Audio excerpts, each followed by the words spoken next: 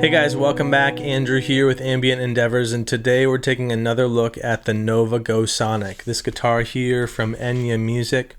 I did a video on this a few weeks back, kind of talking about who this guitar is suited for with its unique features, some built-in effects and functionality that kind of lend itself to certain audiences. And so you can check out that video via the link above here.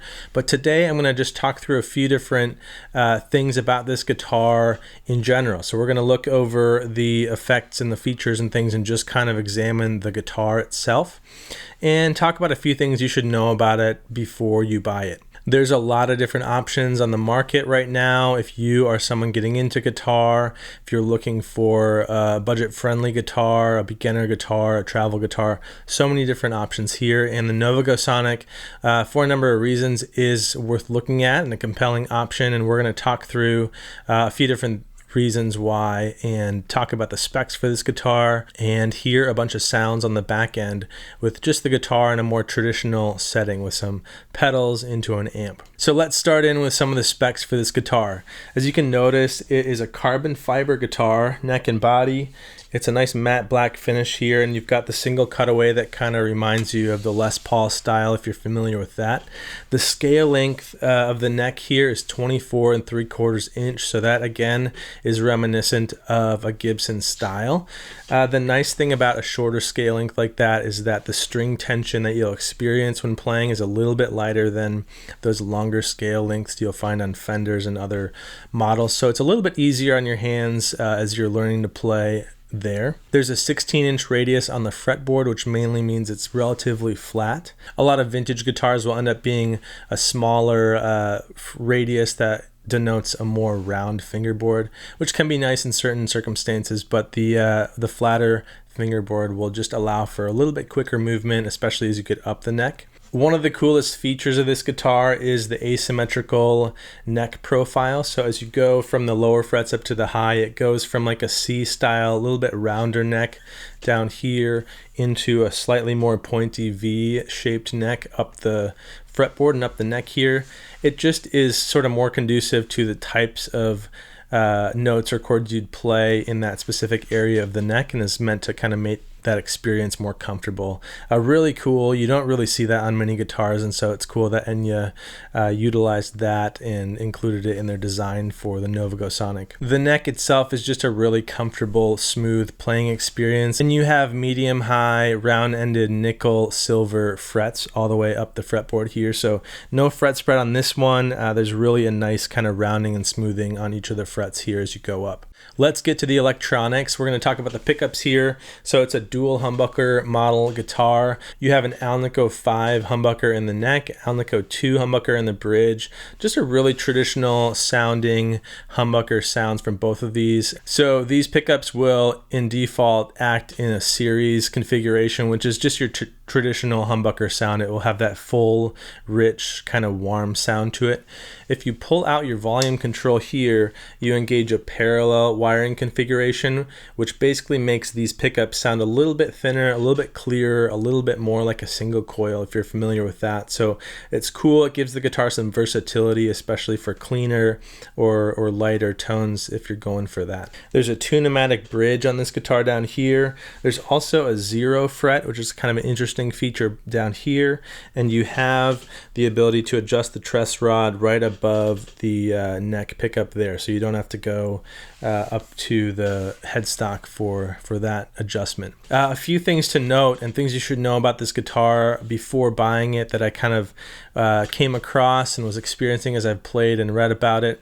The first one is there's no tone control, so that's kind of an interesting omission for a guitar if you're going to use it as a regular guitar in a sort of traditional guitar rig.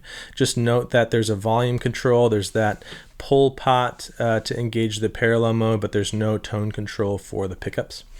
The other thing, this guitar ships with coated strings, which is again kind of a unique choice. It does make the playing experience really smooth. It does kind of offer a longer life for the original set of strings, but personally, it's sort of personal preference, but I don't love coated strings on electric guitars. There's sort of a different feel, a different timbre and chime and resonance to them than normal strings, so it's something to note. obviously something you can change very easily. And as we're talking about string changing, the strings do go over this bridge into the body, but you'll notice on the back that they don't come out the other side. So you'll have to take this back plate off if you're going to be changing strings. Just a little bit of a nuisance there, but another thing to note about this guitar. Other than that, I've honestly been pleasantly surprised with the Nova Go Sonic in terms of it just being a really solid, really well playing and comfortable budget-friendly guitar. If you are interested in the built-in effects and sort of the features that this guitar offers on the tech side of things, it's a really cool option too. But for me and someone who is kind of just wanting to pick up a guitar, plug it into pedals and an amp and see how it sounds, it's really encouraging to hear that it sounds and plays it as well as it does for the price point. It's something that I wouldn't have a problem with throwing in a bag and taking on a trip. It's something that, again, at the price point, you don't worry as much about taking it out or traveling with it in terms of replacement cost if something happens to it. So just a really cool option, a really versatile option too from Enya, and one that features both that kind of newer high-tech offering with the effects and app-based control, along with just a really solid, really comfortable playing experience from this guitar. So we're going to jump over to some sound samples here. You're going to hear the guitar clean with some ambient style effects, delay and reverb, and then also some overdriven tones from it. We're going to be using a pretty straightforward setup. I've got a 1981 DRV, a rat style distortion pedal, going into a Strymon DIG digital delay, a Strymon Flint for some reverb, and then we're heading over to the Hiwatt DR20 amp for our amp. Thanks for watching the video here. Enjoy the sound samples, and please drop a comment or a question below if you've got them about this guitar or anything you heard in this video, and hit subscribe if you haven't already.